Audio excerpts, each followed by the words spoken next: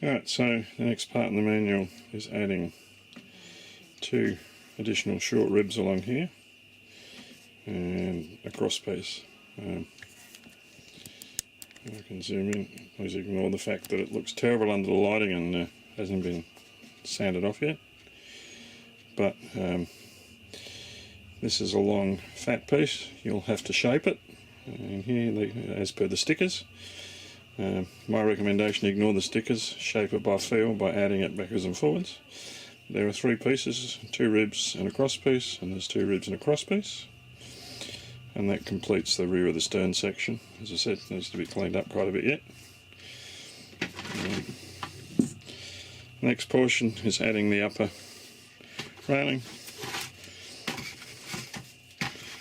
which I'll put the ship in properly so you can see what it looks like.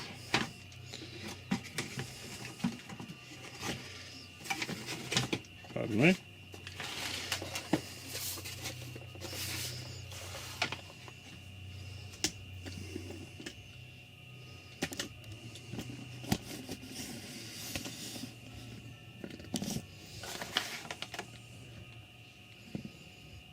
Right, sorry about all that.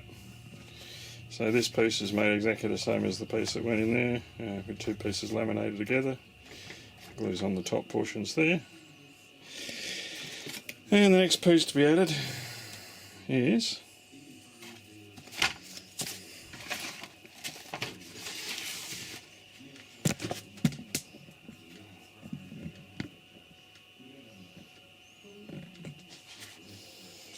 the rear railings that sit across the top there and join up to that. They consist of these pieces on part 28, and they're to be cut to size so they fit in between those pieces. So you have to make sure they're level. It comes up to there. Front portion of it fits there, and the rest fits along there. Once that's done, we can add the next section. See you when I've done that. 4 pieces to the rails. To get the correct thickness, you'll need to glue the pieces together. So you've got the right width, and I'll show you how these go on a little bit later. But I'll let those dry for 24 hours, and then we'll put them on the actual ship itself. Right, so the upper rails have now been added. As I said, these were 2 small pieces that were glued together to form one. Now, the manual shows you cutting and placing the pieces in between, but I decided to go on my ship for a smooth finish on top. I thought it looked nicer. Next thing we've got to do now is basically add the rudder, which means this whole cradle assembly at the back here, where the rudder goes, that's all got to be cut out and moved away, which means I can't use this frame anymore until I cut this, otherwise the rudder's going to come out further. But that's the next piece that used to be added on, but give you an idea. That's the ship as she looks from the rudder point of view. I'll give you a tour around of the whole thing later. But that is all the major structure completed on the top. And now it's a matter of adding all the furniture and fittings and giving it a good clean, polish up, add some Danish oil or some finishing unit to it. Umming and ahhing whether I'll do the top section black.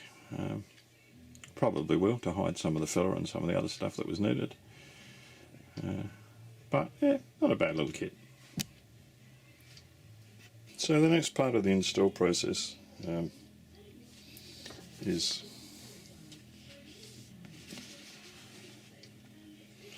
the section here.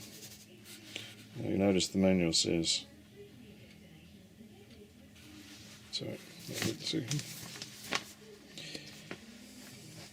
right, so the next part of the install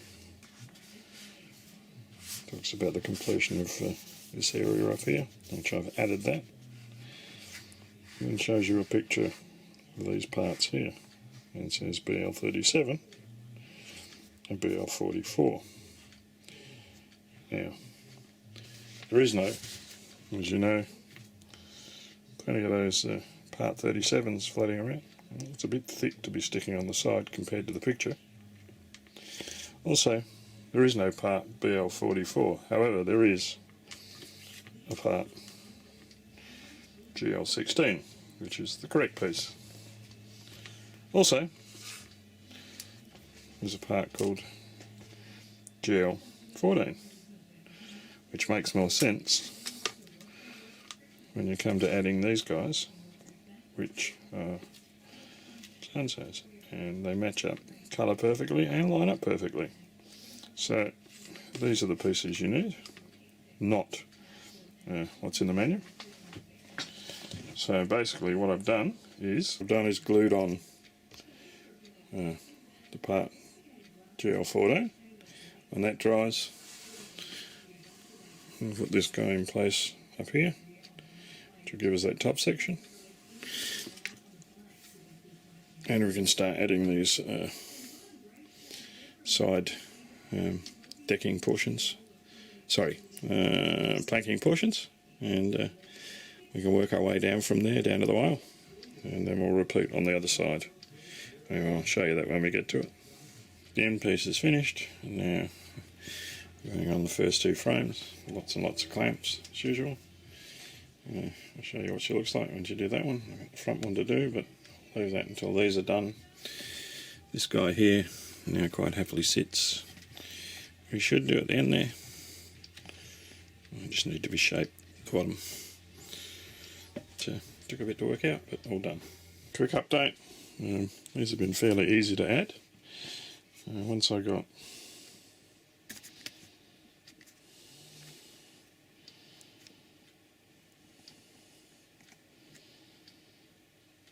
this guy in the right position, and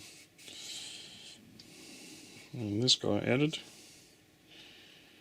it's quite simple.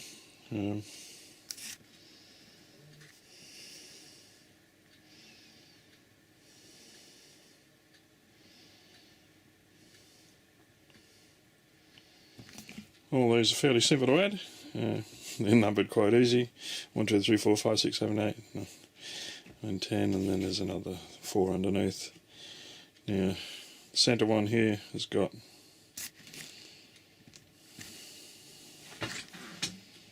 you can see it.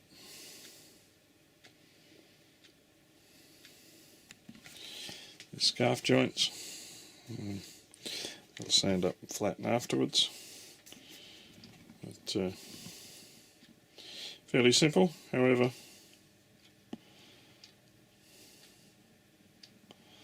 as you can see, lots of clamps required to glue it together. I'm still using the stand to hold it in different positions while I'm doing things. It's coming together quite well. As I said, these are all exactly the right size. So if you got that in the right spot, everything will line up at the other end perfectly. No modification needed at all. Very, very easy to put planking on. I wish all planking was this easy. But it's fragile wood. I didn't need to soak it, but then I just did a section at a time because it's all cut in shorter sections and clamped as I went along, slowly bending it, and it survived the bends. It's not savage bends anyway, but enjoy. I'll show you the neck bit when I've got all that on, and then of course I'll repeat it on the other side. There's no point videoing that, but you can see the pieces are quite simple. This is the last one to go at that end, and then there's one more row to go on here. Cheers. So here's the complete hull with the complete outer planking added. As we discovered,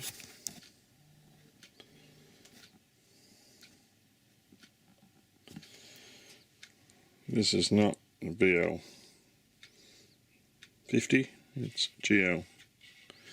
14, and you don't use BL37, it's GL16 here.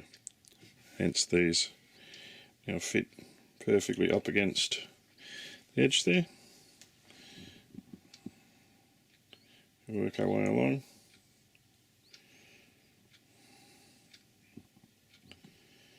Might be difficult to see, but you can see the joints connect perfectly. Here and here. It's obviously going to look better once it's all oiled up, but following it all the way along, it all fits nice and flush at the other end. They really were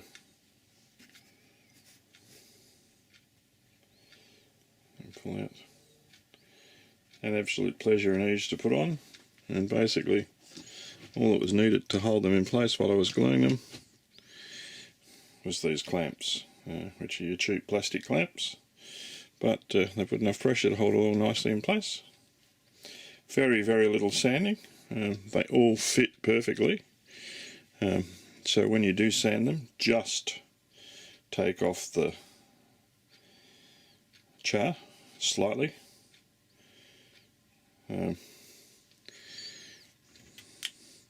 When you do put them on, for instance 11, 12 and 13, right, these pieces taper from thin to thicker and thin to thicker, so when you actually put them in place, make sure you haven't got them flipped round the wrong way. Otherwise you'll have issues with the joints. And also at the other end there's a slight taper that tells you that goes at that end, and the curve that tells you that goes at this end. So the only ones that are issues are the ones up here.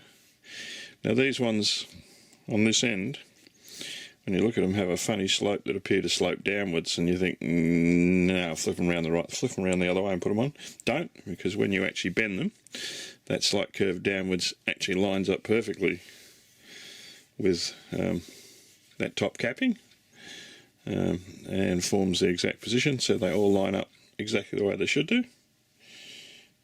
So if you've done everything right, it should come out lovely. As I said, I changed my model slightly. Hard to see because it's kind of done the focus the other way, but I put my railing on the top only because I liked the way it looked compared to sitting in between. And this bony guy here, you can see him, fits up against there, and that's all that done. Now I've got the other side to do, and that's all my main railing stuff finished. And I've got to work out where the wales and everything go.